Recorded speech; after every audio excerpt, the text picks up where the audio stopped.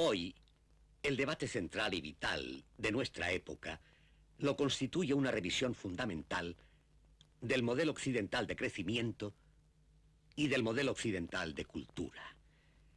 Porque la civilización occidental actual se caracteriza por una escisión entre, de una parte, las ciencias y las técnicas, es decir, la organización de los medios para obtener un poderío máximo, y de otra parte la sabiduría, es decir, la reflexión sobre el fin y el sentido de nuestra vida.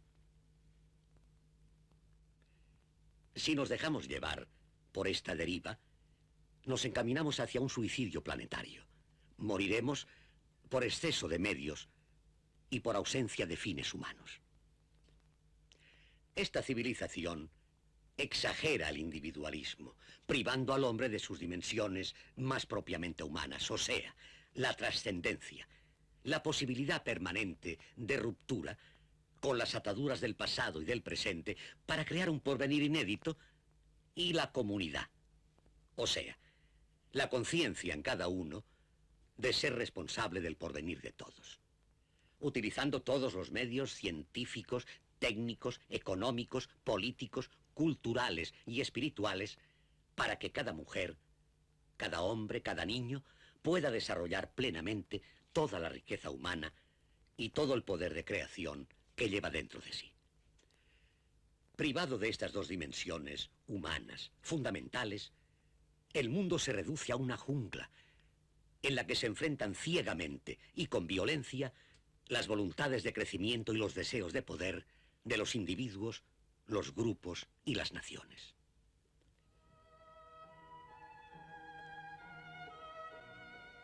Desde el Renacimiento, o lo que es lo mismo, desde el nacimiento simultáneo del colonialismo y el capitalismo, la historia humana se ha construido solamente con una de sus partes, el Occidente, que ha ignorado, mal utilizado o destruido, el componente oriental de esta historia humana. A través de esta vía, el único crecimiento evidente ha sido el crecimiento de la miseria en el mundo. Miseria material en el tercer mundo y miseria espiritual en Occidente. Tomar conciencia de esta mutilación, tomar conciencia de lo que debemos a las civilizaciones no occidentales, quizás sea hoy la única vía que aún permanece abierta más allá de un posible colapso. Tomar conciencia de lo que debemos al Islam no es solamente una tarea para el historiador o una evasión de soñadores. Es un trabajo esforzado de militante, de inventor del futuro. Es además un deber de justicia histórica y humana.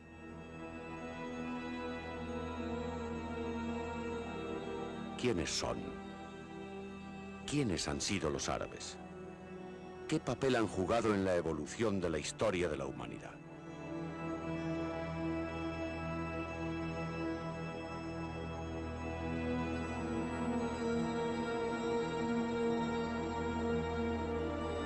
Este grupo humano, de desbordante vitalidad, enraizado en la vida beduina de la península arábica, en la civilización del desierto, ha sido una de las más importantes fuerzas histórico-culturales de nuestro mundo. Hoy existen alrededor de 800 millones de musulmanes repartidos por todo el globo.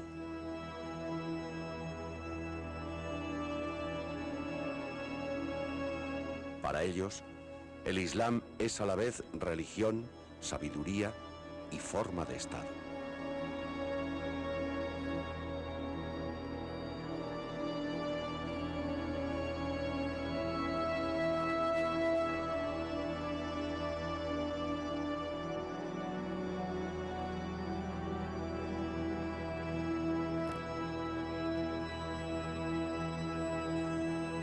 Pero además de su propio número, otros importantes factores han hecho del mundo árabe musulmán uno de los elementos capitales en la evolución del planeta.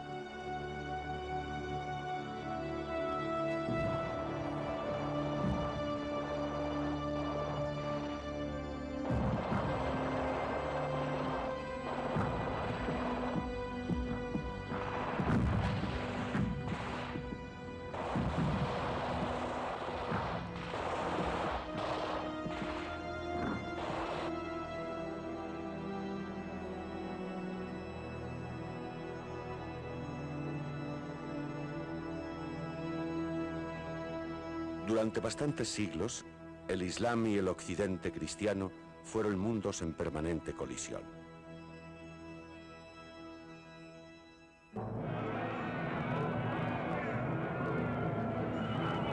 Seguramente ambas partes tuvieron sobrados motivos para sentirse alternativamente agredidos.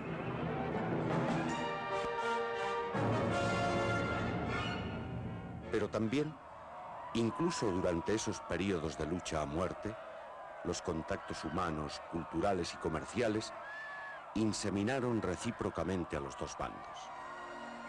Por eso, a pesar de su aparente distanciamiento, el Islam y el Occidente están emparentados por multitud de vínculos.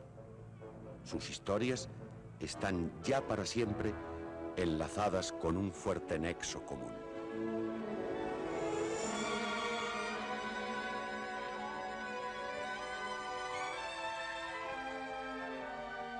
El planeta se nos va haciendo más pequeño cada vez, más frágil, y urge el entendimiento entre culturas y modos de pensar. Esto solo se puede conseguir a través del conocimiento mutuo, porque a través del conocimiento, lo que antes nos parecía lejano, aparecerá como muy próximo a nosotros.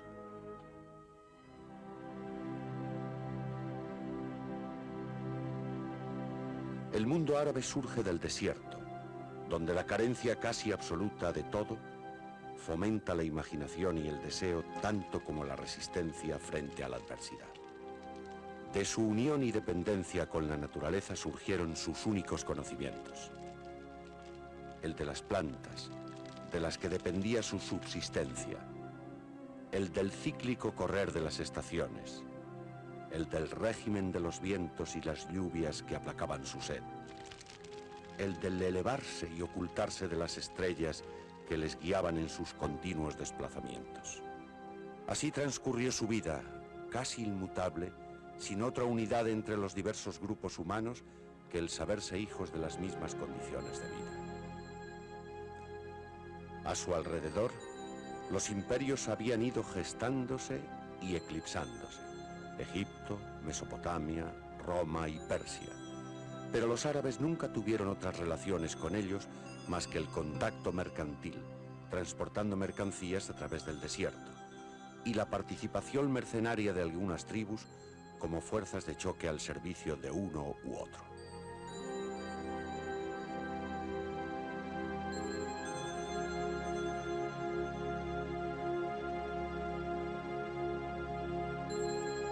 Este era el panorama general de la vida en la península arábica hasta el nacimiento de un personaje clave en la historia universal, Mahoma. Mohammed o Mahoma nació el año 570 en la Meca, un próspero oasis enclavado en el cruce de las principales rutas comerciales que unían la Arabia del Sur con los imperios del norte. Huérfano de padre ya desde el momento de nacer, perdió a su madre a la edad de 6 años. Es curiosa y da que pensar la orfandad de casi todos los fundadores de movimientos religiosos. Alrededor del año 612 de la era cristiana, Mahoma, hasta entonces un mercader de la Meca, tuvo la revelación de un libro, el Corán, durante uno de sus retiros espirituales. A partir de aquel momento, toda su vida se transformó. Toda la doctrina, todo el ideario del profeta, de Mahoma, se encuentra contenido en el Corán. El mismo Corán nos dice, la Sura 5, que en él está toda la revelación y que ya no habrá más revelación después, por tanto se considera el último de los profetas. También el Corán admite que los cristianos son gentes dignas de admiración por tener monjes y religiosos que pasan su vida en el eremitismo. Y también admite que en un cierto momento, y si los paganos, es decir, los no cristianos, los no judíos y los no sabeos, es decir, los paganos politeístas, no se convierten al Islam, debe perseguírseles y hacérseles la guerra hasta que acepten la verdad revelada por Dios en su propia palabra, que es la del Corán.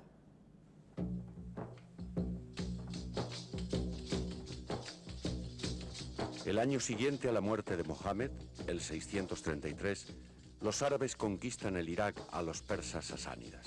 Entre el 635 y el 638 arrebatan al Imperio bizantino una de sus provincias más importantes, la Siria.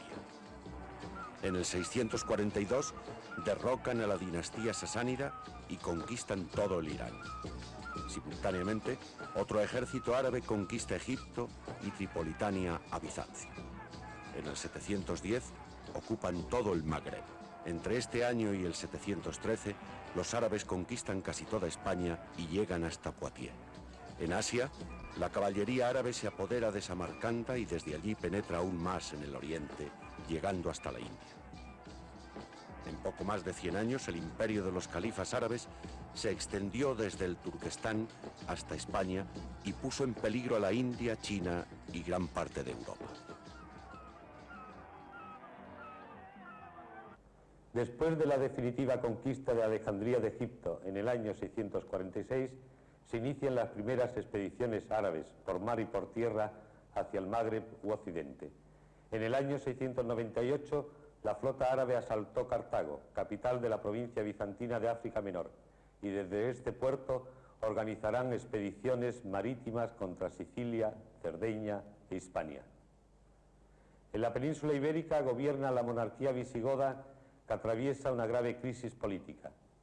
El rey Rodrigo ha usurpado la corona contra los posibles derechos de los hijos de Bitiza. En el 711 tiene lugar el desembarco árabe en la península. Táric cuenta con el apoyo del conde don Julián, señor de Cádiz y no de Ceuta, como tradicionalmente se viene diciendo, y de los hijos de Bitiza, quienes conservaron su patrimonio familiar por el pacto firmado con los invasores.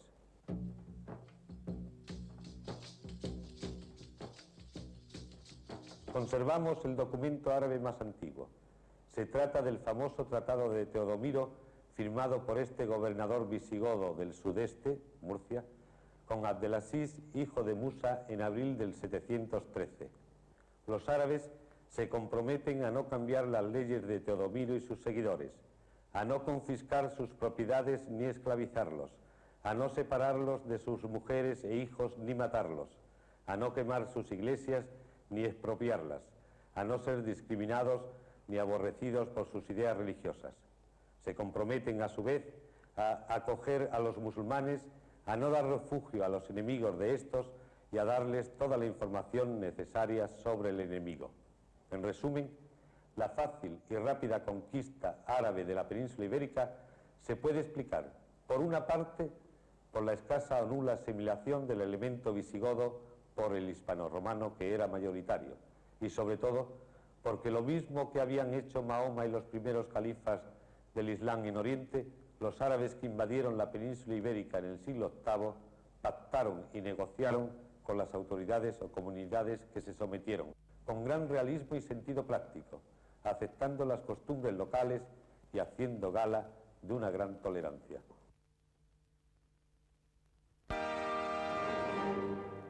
Los imperios se han desvanecido como el polvo frente al poder del enviado de Alá. Solamente queda en pie, aunque desposeído y atrincherado tras sus mermados límites, Bizancio, el último baluarte del Imperio Romano de Oriente. Acaba de perder sus provincias más ricas y civilizadas. Sin embargo, aún retiene su prestigio, el del único estado civilizado que queda en Occidente. Aún posee la filosofía, las ciencias, las artes y las técnicas, con todo el resplandor de los siglos pasados. Por eso, los árabes miran a Bizancio a la vez como modelo y como la presa más codiciada. Constantinopla, su capital, será repetidamente asediada a lo largo de los siglos, pero resistirá una y otra vez. Habrá que esperar hasta el siglo XV para verla caer por fin en manos de los sultanes turcos.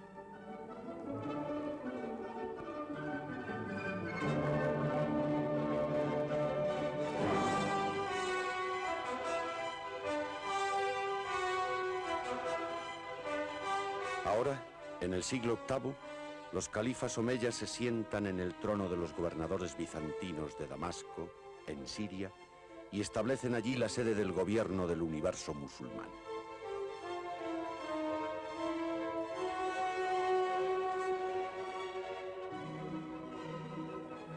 comprenden la necesidad de adquirir conocimientos, de disponer de una cultura propia para dar pleno sentido al Islam. Así lo había dejado señalado el profeta en multitud de ocasiones. El que abandona su hogar para ponerse en busca del saber, sigue el camino de Dios.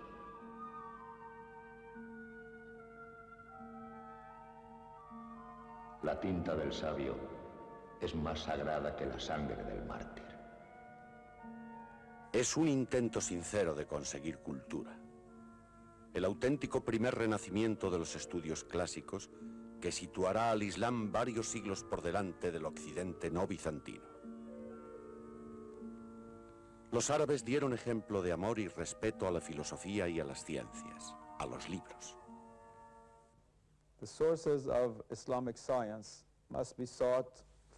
Las fuentes de la ciencia islámica hay que buscarlas empezando por señalar el marco general en el que se insertan las ciencias particulares. Saber bajo qué visión del mundo fueron cultivadas las ciencias. Y este marco no es otro más que el Corán, la religión islámica.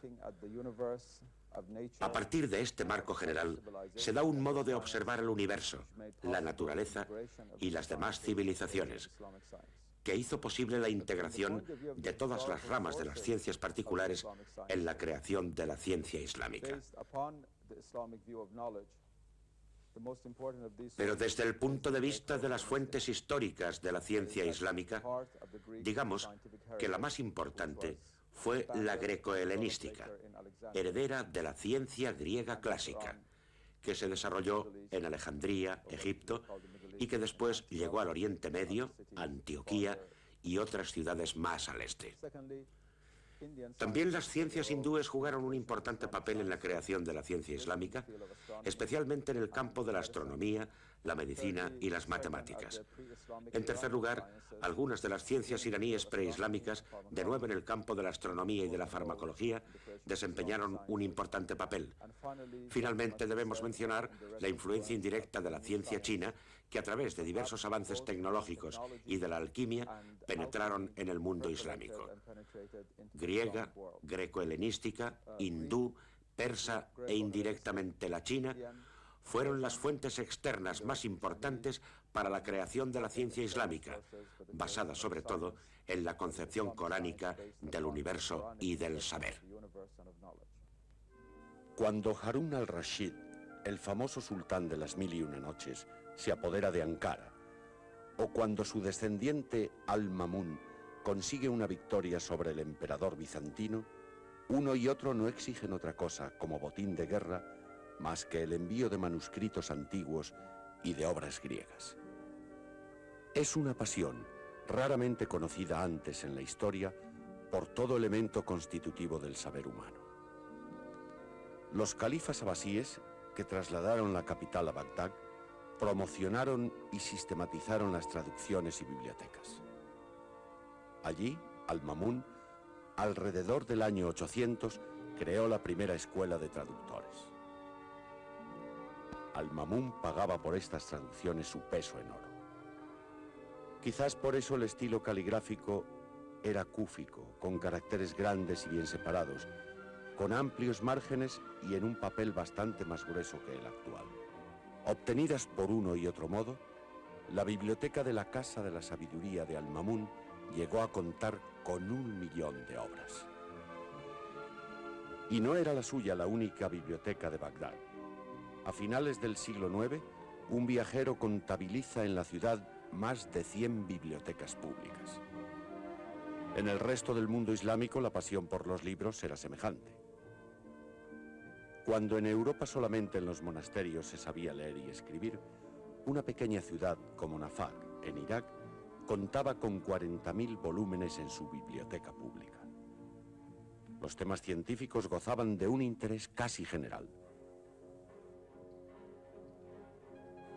En el otro extremo del Islam, una ciudad rivalizaba con Bagdad en cuanto a cultura y bibliofilia se refiere: la Córdoba del siglo X. El califa Alakén II heredó de su padre, el magnífico hombre de Estado Abderramán III, un imperio pacífico y floreciente. Por ello pudo, siguiendo su inclinación natural, fomentar las artes y las ciencias. Alaquén reunió en su biblioteca 400.000 volúmenes. Estas cifras son aún más escalofriantes si se piensa que 4 siglos más tarde, el rey de Francia, que además recibía por sobrenombre el Sabio, apenas reunió 900 obras. Alaquén acogió en su reino a todos los orientales cultivados que hubieran tenido que exiliarse por cualquier motivo. A otros los atrae con la promesa de un trato magnífico. Así logró hacer de Córdoba una de las ciudades más cultas del mundo conocido. 2 siglos más tarde, aún comentaría el célebre Averroes: si muere un erudito y se quiere vender sus libros, se los lleva a Córdoba, donde a buen seguro encontrarán comprador.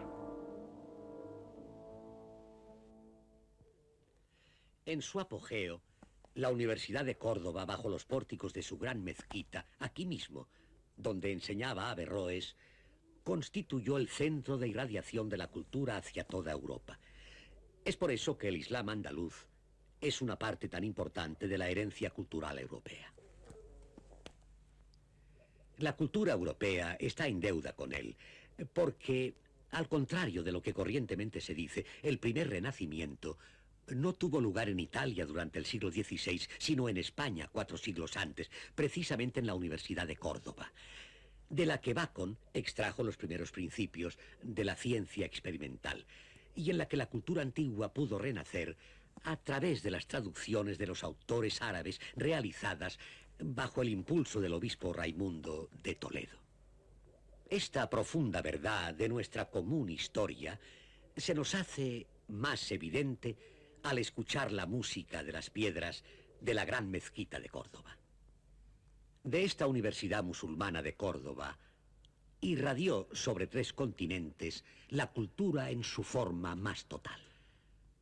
La ciencia, creando el método experimental para descubrir las relaciones entre las cosas y sus encadenamientos de causas. La sabiduría, como reflexión sobre el sentido de cada cosa, de su relación con Dios, en un mundo armonioso y único, donde la vida tiene un significado y una finalidad. Y la fe, como testimonio de que la ciencia no alcanzará jamás la causa primera ni la sabiduría el fin último. La fe como conciencia de nuestros límites y nuestros postulados. La fe como razón sin fronteras. Aquí se enseñó la astronomía como respuesta a las necesidades de los nómadas y de los marinos que navegaban en el desierto o en los océanos sin otra guía que las estrellas. Pero también respondía a la necesidad de los creyentes que unen sus momentos de oración a los grandes ritmos del universo. Aquí se enseñó una medicina que no separó nunca el alma del cuerpo, que trataba al hombre no como a una máquina a la que se le reparan sus engranajes, sino como a un todo, como a una obra del Creador, plena de belleza y de destino. Aquí se enseñaron las matemáticas como ciencias exactas de la relación entre las cosas, pero también como un lenguaje mediante el que Dios nos habla para revelarnos las formas ideales de un mundo cuyas bellezas visibles no son otra cosa sino signos de algo más lejano.